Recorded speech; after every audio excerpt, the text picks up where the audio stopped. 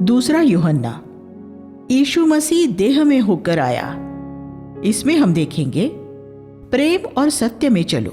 यीशु मसीह देह में हमारा आत्मिक शब्दकोश, मसीह की शिक्षा में बने रहना। यूहन्ना की दूसरी पत्री बहुत छोटी है और इसमें वो 2 विषयों पर बात करता है, परमेश्वर की आज्ञाओं का पालन और झूठे शिक्षकों के खिलाफ चेतावनी। ये पत्री उसने एक ऐसी स्त्री को लिखी है जिसे वो चुनी हुई स्त्री कहता है।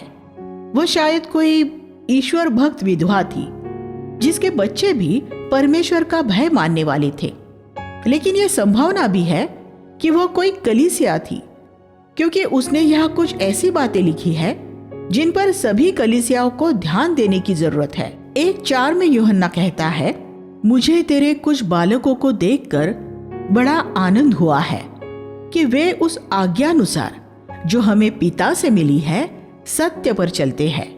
ये एक स्त्री की महान साक्षी है कि उसने अपने बच्चे इस तरह से सत्य में चलने वाले बनाए कि एक प्रेरित ने उसकी प्रशंसा की। प्रेम और सत्य में चले।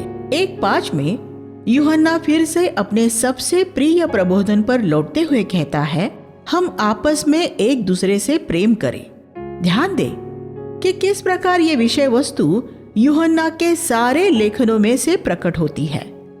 यूहन्ना ऐसे समय में रह रहा था जब अनेक कलीसियाओं में से मसीही साक्षी का पतन हो रहा था। सब जगह से आत्मिकता लुप्त हो रही थी और कोई समझौता किए बिना सत्य की ओर खड़े रहने वाले बहुत कम प्राचीन और कलीसियाएं बचे थे। प्रकाशित वाक्य अध्याय 2 और 3 में हम देख सकते हैं कि 7 में से सिर्फ 2 कलीसिया ही आत्मिक दिल दिमाग वाली थी। यूहन्ना उनके निष्फल होने के कारणों को देख सकता था और अब उन समस्याओं से निपटने के लिए वह एक प्रेरित के रूप में पवित्र आत्मा से प्रेरणा पाकर लिख रहा था। पतरस ने सुसमाचार प्रचार किया था, पौलुस ने कलीसियाओं का निर्माण किया था और यूहन्ना पहली शताब्दी के अंत में मूल बातों पर जोर देते हुए कलीसियाओं की समस्याओं को दूर कर रहा था। यूहन्ना ने इस बात पर जोर दिया, एक दूसरे से प्रेम करो, लेकिन उसकी कीमत सत्य से न चुकाओ। एक दूसरे के साथ ऐसे मानवीय तरीके से प्रेम न करो जिसमें सत्य का त्याग करना पड़े। और फिर वह दोबारा भरमाने वाले लोगों के बारे में बात करता है। संसार में बहुत से भरमाने वाले निकल पड़े हैं जो ये नहीं मानते कि यीशु मसीह देह धारण करके आया है। पहला अध्याय 6-7 में फिर से यूहन्ना द्वारा इन 3 बातों पर दिए गए जोर पर ध्यान दे। परमेश्वर की आज्ञाओं का पालन करे, एक दूसरे से प्रेम करे, ये अंगीकार करे कि यीशु मसीह देह धारण करके आया था। एक ऐसी संक्षिप्त पत्री में भी वो ये 3 मुद्दे उठाता है। इससे हम ये सीखते हैं कि ये तीनों बातें कितनी महत्वपूर्ण है। हमें लोगों को ये सिखाना है कि वे परमेश्वर की सारी आज्ञाओं का पालन करें, एक दूसरे से प्रेम करें और ये माने कि यीशु देह धारण करके आया और इस कारण वो हमारी तरह परखा गया था, लेकिन फिर भी उसने पाप नहीं किया था। एक व्यक्ति जो इन बातों का अंगीकार नहीं करता वो भरमाने वाला और मसीह विरोधी है। यीशु के बारे में ऐसे 2 सत्य हैं जिनका अंगीकार पवित्र आत्मा से भरा हर एक विश्वासी करेगा। वह पूरा परमेश्वर और पूरा मनुष्य है। पहला कुरिन्थियों 12:3 में बाइबल कहती है, पवित्र आत्मा के बिना कोई ये अंगीकार नहीं कर सकता कि यीशु प्रभु है। यीशु पुरानी वाचा का प्रभु यहोवा है। 1 यूहन्ना 4:2 में बाइबल ये भी कहती है, परमेश्वर के आत्मा को तुम इस तरह जान सकते हो, प्रत्येक आत्मा जो ये मानती है कि यीशु मसीह देह धारण करके आया वो परमेश्वर की ओर से है। ये दोनों सत्य बहुत महत्वपूर्ण है, लेकिन ये ध्यान दे कि यूहन्ना दूसरे पर पहले से ज्यादा जोर देता है। सभी सच्चे मसीही ये अंगीकार करते हैं कि यीशु मसीह परमेश्वर है, पुरानी वाचा का प्रभु यहोवा। देहधारी यीशु मसीह हमारा आत्मिक शब्दकोश। लेकिन ज्यादातर मसीह इस दूसरे सत्य पर पर्याप्त जोर नहीं देते कि यीशु मसीह देह धारण करके आया। यीशु का देहधारी होना हमें यह संकेत देता है कि उसकी देह में वह हर एक बात में हमारी तरह ही परखा गया था। इब्रानियों 4:15। कुछ मसीही इतने अंधे हैं कि वे यीशु के हमारी तरह परखे जाने की सच्चाई को एक झूठी शिक्षा मानते हैं। लेकिन यूहन्ना इससे बिल्कुल विपरीत बात करता है। वह कहता है कि पवित्र आत्मा से प्रेरित एक मसीही ये अंगीकार करता है कि यीशु देह धारण करके आया, और जो ये अंगीकार नहीं करता उसमें मसीह विरोधी का आत्मा है, जो पाप में जीवन व्यतीत करने वाली आत्मा है। लेकिन अनेक मसीही इस सत्य से इतने दूर हो चुके हैं कि वे ये समझते हैं कि जो मसीह के देहधारी होकर आने का अंगीकार करते हैं उनमें मसीह विरोधी की आत्मा है। मसीह जगत की आज ये दुर्दशा है, बिल्कुल वैसी ही दशा जैसी पहली शताब्दी के अंत में थी। अगर आपको भटके हुए मसीह जगत में परमेश्वर की नबूवत का शब्द बोलना है तो क्या आप जानते हैं वह शब्द क्या होना चाहिए? ये जानने के लिए यूहन्ना की पत्री पढ़े। 1. परमेश्वर की आज्ञाओं का पालन करें। 2. एक दूसरे से प्रेम करें। और 3. ये अंगीकार करें कि यीशु देहधारी होकर पृथ्वी पर आया था। आप अपने जीवन भर मसीहों के बीच ये 3 बिंदुओं वाले सुसमाचार का प्रचार कर सकते हैं। पहले दोनों बिंदु तीसरे पर निर्भर है। अब जबकि मसीह ने ये दिखा दिया है कि मानवीय देह में कैसे एक जैवन जीवन व्यतीत किया जा सकता है, इसलिए हमारे पास अब परमेश्वर की आज्ञाओं का पालन न करने या एक दूसरे से प्रेम न करने का कोई बहाना नहीं बचा है। यीशु इन दोनों क्षेत्रों में हमारी तरह ही परखा गया था, लेकिन उसने पाप नहीं किया था। उसने परमेश्वर की सारी आज्ञाओं का पालन किया और सबसे प्रेम किया। तो हम ऐसा क्यों नहीं कर सकते? परमेश्वर मसीह जगत में भरमाने वालों को घुसने की और इस सत्य के खिलाफ प्रचार करने की अनुमति क्यों देता है? ये इसलिए है कि मसीहों के रूप में हमारी परखने की क्षमता धारदार बने और हम परिपक्व हो सके। आजकल होने वाली कई परीक्षाएं ऐसी होती है जिनमें आपके सामने प्रश्नों के जवाब के रूप में अनेक चुनाव ऑप्शंस होते हैं। सवाल के नीचे 4 जवाब होते हैं जिनमें से आपको सही जवाब का चुनाव करना होता है। उनमें से 3 जवाब गलत होंगे। इस तरह आपकी परखने की क्षमता बढ़ती है। अगर एक सवाल का सिर्फ एक ही सही जवाब दिया गया हो तो सबको 100% अंक मिल जाएंगे। तब परीक्षक ये न जान पाएगा कि किसमें परखने की क्षमता है और किसमें नहीं है। इसलिए भौतिक शास्त्र और रसायन शास्त्र में सही जवाब जानने के लिए आपको वास्तव में इन विषयों का गहन अध्ययन करने की जरूरत होती है। इसी तरह परमेश्वर कलीसिया में भी भ्रम को काम करने देता है।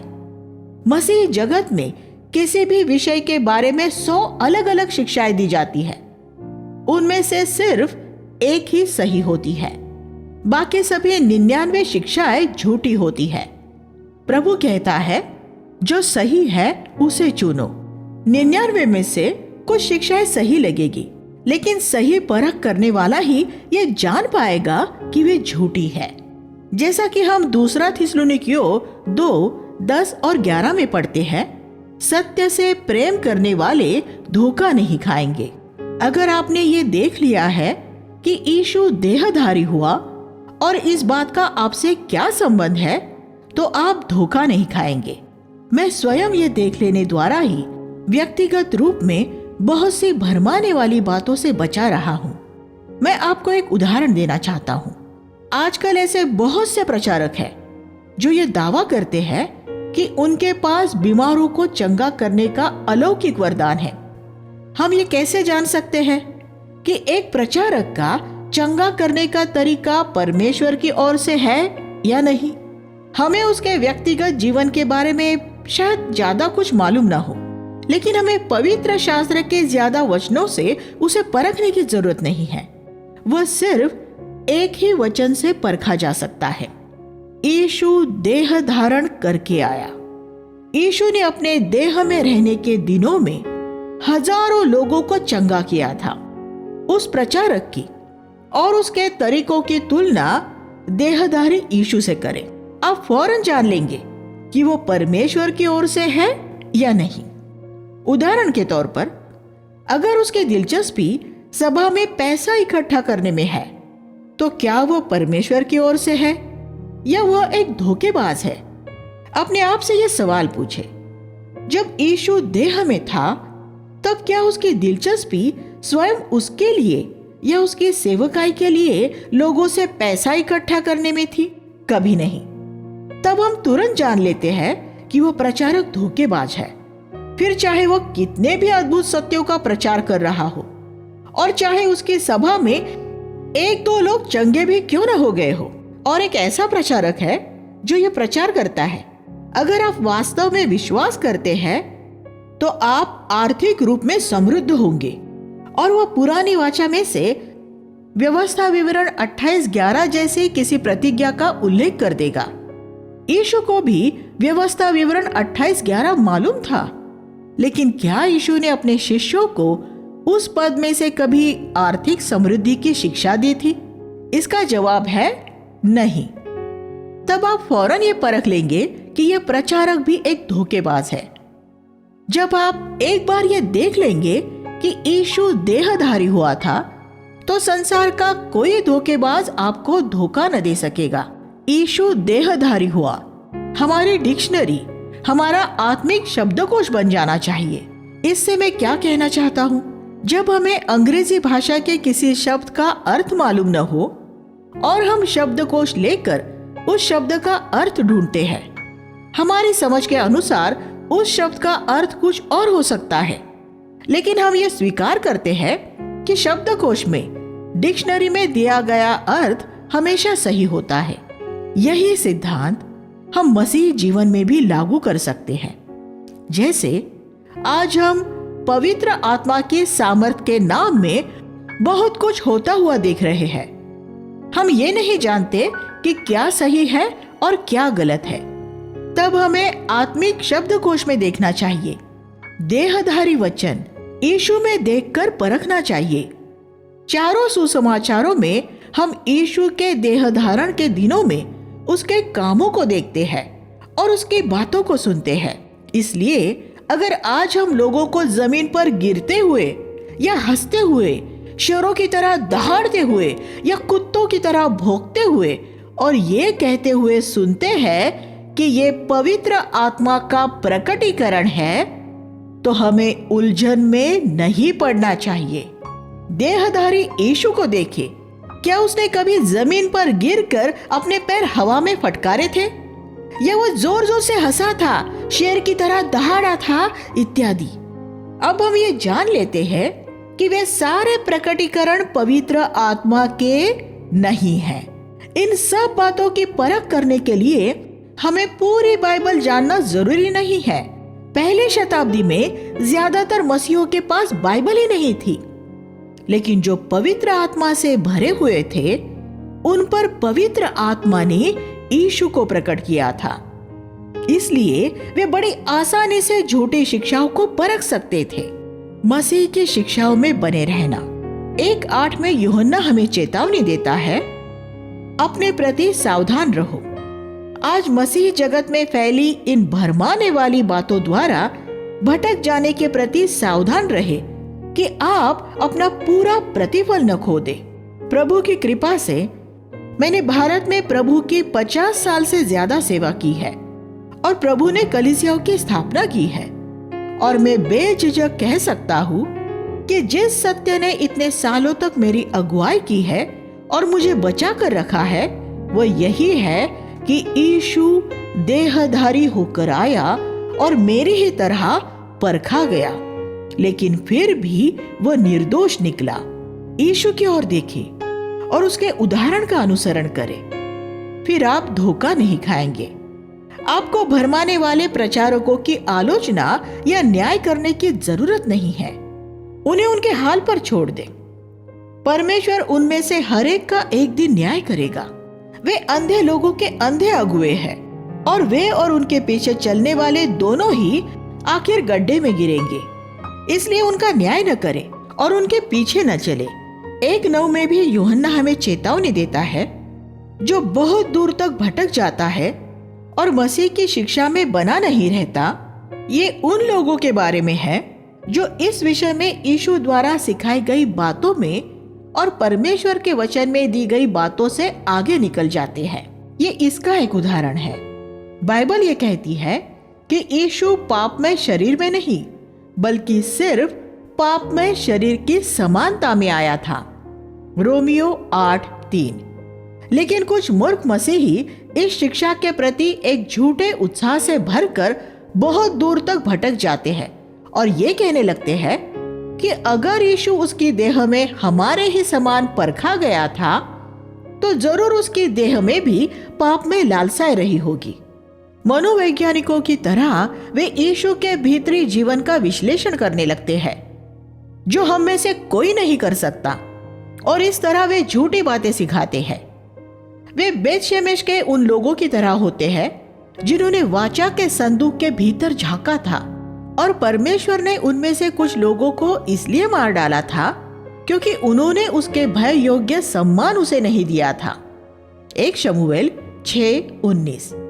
यूहन्ना कहता है कि ऐसे लोगों के पास परमेश्वर नहीं होता। हमें वहीं रुक जाना चाहिए जहां पवित्र शास्त्र रुक जाता है।